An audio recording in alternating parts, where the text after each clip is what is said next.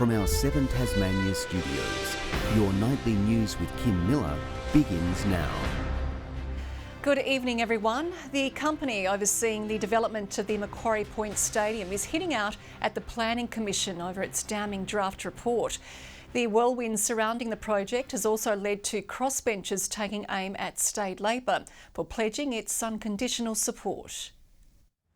Labelling themselves the true opposition of state parliament, all crossbenchers bar one banding together to unleash fury at Labor's blank cheque support for Macquarie Point Stadium. I can't think of a time in Tasmania's history when the opposition has rolled over from an opportunity to scrutinise the government on such a massive project. We've been dictated to by a boys' club in the AFL, and they're just blindly going along. We say that there is a line in the sand, a price too much to pay for having an AFL team.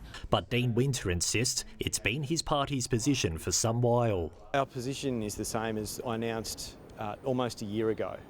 We support a stadium, and the only way we get an AFL team in Tasmania is if it passes the Parliament.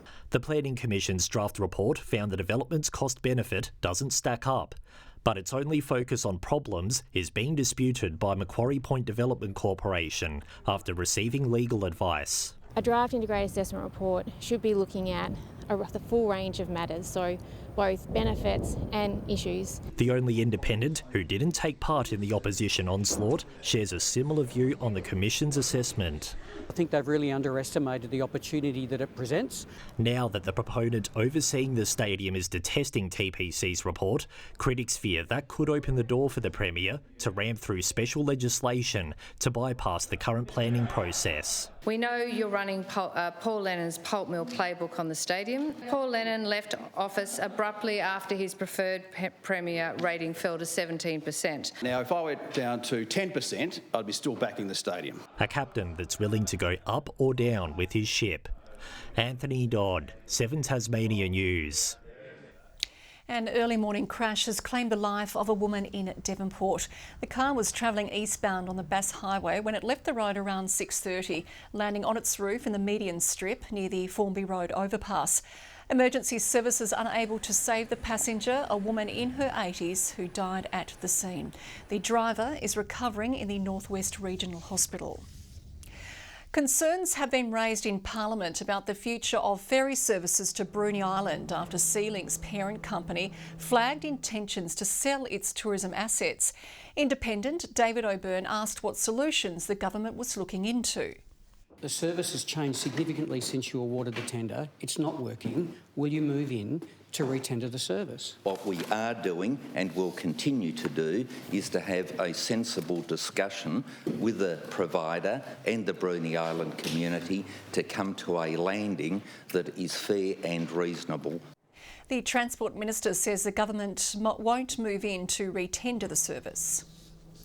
Fed up with copping abuse, local government officials have launched a campaign hoping to stamp out intimidation faced by elected officials. They say nearly 80% of councillors experience threats, primarily on social media. Paula Reid has represented Tasmanian communities for more than 25 years, including 13 in state government. She says abuse and threats were a daily occurrence. I had to get police protection on a couple of occasions when there were actual threats. I received the sort of letters that would make your toes curl. Now Mayor of Kingborough, Paula is spearheading a campaign called Lift the Tone that looks at addressing abuse of elected officials, saying it affects their mental and physical health, directly impacting their families. When there are children who are out with their parents who are counsellors and they are subject to threats and intimidation and the children are witnessing that. Sadly, it seems Paula is not alone. We see really high rates of workers' compensation claims as well for things like mental health in council staff. Being spat on, nails thrown on driveways and stalking, just some of the examples. The most common abuse from keyboard warriors, cowering behind the screen. People don't get to have that face-to-face interaction where the impact of their words can be seen. A recent ugly spate of abuse was directed at Launceston Mayor Matthew Garwood after he posted a photo with a controversial US singer. Those behind the campaign says there's a difference between criticism and disrespect. We won't always agree on things, and yes, we are accountable as councillors, but we need to have these discussions in a respectful way. Acting as a reminder that councillors have lives beyond their public-facing roles. We are all human beings and we all have feelings and we all matter. Freedom of speech is a great thing, not when it's used in such a disrespectful and harmful way. Lily Thompson, 7 Tasmania News. Lee Hanson, daughter of polarising politician Pauline Hanson, is hoping to join her mum in the Senate, running as a One Nation candidate. Campaigning on healthcare, housing and education, she's determined to represent Tasmania with a fresh perspective while honouring family roots. Following in her mother's footsteps, Lee Hanson has aspirations to become a senator for Tasmania at this year's federal election. And the Tasmanian issues are different. It's not One Nation represents Australia, I'm here to represent Tasmania. Her mother proving pivotal in her political endeavours. The values she's taught me. You know, I've been raised by an incredibly strong woman. Integrity, honesty, tenacity and resilience. While her family ties run deep, she's determined to forge her own political pathway within One Nation. I'm not polarising. I'm passionate. If I care about something, I will speak up and be passionate. But my mum will be the first person to tell you I'm far more diplomatic than her. Senator Pauline Hanson hoping to pass a baton in the future. I think she's a very strong, intelligent, hard-working woman, dedicated to the state. Adamant her daughter is the right fit. She's a true blue Tassie, so I think she's got a lot to offer politics and the floor of Parliament. The mother of 2 bidding for one of 6 seats up against the likes of Jackie Lambie and Nick McKim. All I can say, there's 6 seats up for grabs. I'll take anyone. With a focus on future-proofing the state for the next generation, healthcare, housing and education are top of her campaign's agenda. I'm actually worried about what future is ahead of them. I don't foresee the chance of them owning a home. How are they ever going to access the required health or education? Despite One Nation candidates polling poorly in previous elections, she's hoping young blood will offer fresh outlook, backing her ties with the Apple Isle to help her become a trusted voice for the party. So I've worked across 3 industries here in Tasmania. I'm married a Tasmanian. My children are Tasmanian born. I'm rooted to Tasmania. I'm not going anywhere. Rebecca Gatineris at 7 Tasmania News.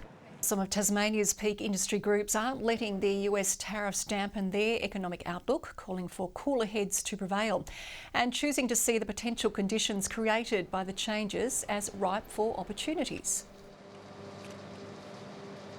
As a product, the more that we can use our product here in Australia, downstream process, value add, the better it is for Australians, the better it is for workers here in Tasmania. There may well be some opportunities for us to sell our beef and other products through to other countries instead of America. The Premier says he will convene an urgent roundtable with Tasmanian exporters likely to be affected by the tariffs. Indexation should be a critical component of a modernised freight equalisation scheme, according to the Tasmanian Forest Products Association. The organisation today outlining its federal election wish list for the major parties, welcoming recent cash injection pledges from both Labor and the Liberals. What we've seen from these commitments with substantial amounts of money is recognition of how critical it is for businesses to be able to access international markets and be able to get their freight off our island. Support for the Regional Forest Agreement and funding for a public awareness campaign on the value of Tasmanian timber also making the Association's list of election priorities.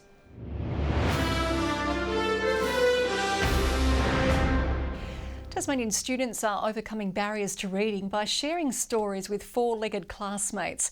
Thanks to a community grant, the Story Dogs program has notched up a decade of service, with hopes more charities will take a leaf out of its book. A man's best friend and a kid's favourite classmate, Monty the Golden Retriever is all ears and free of judgment. I read to him, my stress levels go down It makes me feel really good. This precious pooch is part of the Story Dogs program, a recipient of My State Bank Foundation's community grants. It aims to support students by unleashing a love of reading. We go into schools for children who are a little bit anxious about reading, a little bit unsure, just need a little bit of positive support, and they can read to the dogs. While also boosting literacy skills among young Tasmanians. Educational attainment is hugely important in Tasmania, and by supporting Story Dogs we've now got more than 20 teams working with students across the state. The one-on-one kid-to-pup sessions providing a safe space for children to read without a fear of failure. So much increased confidence in their reading. Reading can become a lot smoother, and we can help with comprehension. For many children, reading aloud can be daunting. Sometimes I feel a bit overwhelmed in the classroom. But by having the likes of Monty nearby, it's hoped the experience will be a little less scary. They're calming. A lot of children like to sit and pat the dog as they're reading, and you can just see their body language relax. This year's round of community grants has now opened for other charitable organisations, helping more young Tasmanians realise anything's plausible. Rebecca Gadaneris, 7 Tasmania News. The Bruny Bowls Club is on cloud 9 after taking up the National 2024 Good Sports Community Club of the Year. The win came as a surprise for the organisation, who rely heavily on the generous help of volunteers. Without the volunteers, we'd be struggling badly, because we're a small community what we're in, with the being a regional area, lack of numbers. Other local winners included the Tasmanian University Football Club and Domino's Basketball Club.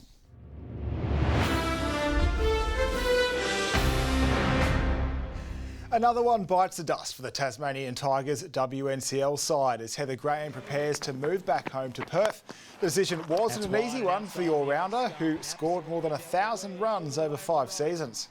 My brother's having a little baby anytime now. It was meant to be due yesterday, so yeah, that's exciting, and I'm moving back for my partner as well. This announcement comes just days after Molly Strano also announced her departure from the Tigers. Both players are expected to stick with the Hurricanes next season. Well, there's never a bad time to take up footy, as shown by booming numbers signing up to Hobart's AFL Masters and Old Scholars competitions. Many new players making the move from other sports. Starting this weekend, 9 teams will compete in the men's and 5 in the women's, with Claremont making its debut. A lot of us would have loved to have played football when we were younger, but the opportunities just weren't there for the women at that point. So a lot of us have transitioned from other sports such as netball. While these guys are proving Aussie rules only gets better with age, a spot in the Devils lineup may be a bridge too far. I've really got my eye on the 28 Devils season. I think they've probably got to have a few mature age recruits. They obviously never played, so it's steep ask, but you never know. They hit the field on a fortnightly basis. With a mix of old and new rivals this year, months of preparation comes to a head when the NTFA's Div 1 returns on Saturday. Bracknell host Hillwood for their first tangle of the season. Like many clubs, there have been quite a few changes. We've lost a few probably key pillars this year, heading back to Lonnie, good mates of ours. But no, we've recruited really well, 3 or 4 good ones, and got some really good youth coming in. They've been training since basically November, so it's been a massive build-up, so everyone's just keen to get out there and put their best foot forward. There are no ifs or buts from Bridport in Division 2. Not there to make up the numbers. We've done that. We've spent 2 years rebuilding the club. This year we're going for gold. Meanwhile, TSL Premiership coach Adrian Smith has been appointed to lead the NTFA's representative side for the new intrastate clashes. Despite losing to the Hawks earlier in the season, Kingston believe they have what it takes to beat last year's premiers, and having a full contingent of players available is adding confidence to the side. We're happy with where we're sitting at the moment in 3rd position, seeing that we haven't had our full team in. But we just think this weekend would be a good opportunity to test our best 7 out on the court. Following an upset loss to Cripps, the Hawks risk falling to 4th place on the ladder before a 2-week break for the National Netball Championships. 15-year-old Scott Oakburn student Kiri Piper will be teeing off alongside some of our best pros when the Tasmanian Open returns to Launceston Golf Club from tomorrow. It feels really exciting, like no expectations, but it's just fun to be out there. The course is in really good condition, so it'll be fun to play. Fellow local Hobart Cup winner Mitch Van Noord sees enormous upside to playing on his home course. Definitely around the greens and yeah, knowing where to hit the ball and where not to hit the ball, and yeah, just got to be accurate off the tee as well. Pros are travelling from around the country for a crack at the $40,000 kitty, part of the Challenger PGA Tour. Good evening. Hobart gathered 20 degrees today. Launceston reached 23, the state's warmest. Devonport 21 and Bruny 22. Temperatures positioned above average again today. Low Head reached 22, Friendly Beaches 21, St Helens, Bushy Park and Flinders Island 20, Grove 19, King Island 17 today and Strawn a top of 16 degrees. Areas of low cloud cleared today before afternoon convective cloud developed. A few showers over the west this afternoon. More scattered clouders over Victoria, New South Wales and South Australia. The vast area of cloud over the far north is embedded with thunderstorms. Another band is over southwest WA and moving over waters south of the Bight. Tomorrow a cold front approaches and crosses the state late in the day as a ridge of high pressure extends over the southern mainland. Winds west-southwesterly 25 knots, changing to the northwest at 30 knots and later a swing around to the west-southwest up to 35 knots over southern waters. So, of course, we have a gale warning. That's for waters from Tasman Island to Low Rocky Point in the south. Strong wind warning for all remaining Tasmanian coastal waters. Hobart tomorrow, showers increasing, a top of 19. Huonville 18 the maximum, 20 the top for Campania. Launceston a high of 21 with a shower or two. A late shower for Devonport, 19 the maximum, 18 the high for Georgetown with a shower moving in.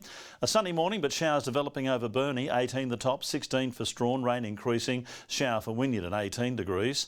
St Helens 19 with a shower or two, just a possible shower for Swansea, 40% chance, 20 the top and 19 the high for Port Arthur. On Saturday, showers over the west and Bass Strait, becoming cloudy elsewhere. Showers extending statewide on Sunday with the winds picking up. And on Monday, still a shower over the west and the Bass Strait Islands, otherwise fine and partly cloudy. A windy, showery day in Perth tomorrow, partly cloudy and 21 for Adelaide. A shower for Melbourne and possibly for Sydney. A shower or two in Brisbane, but a sunny 33 in Darwin.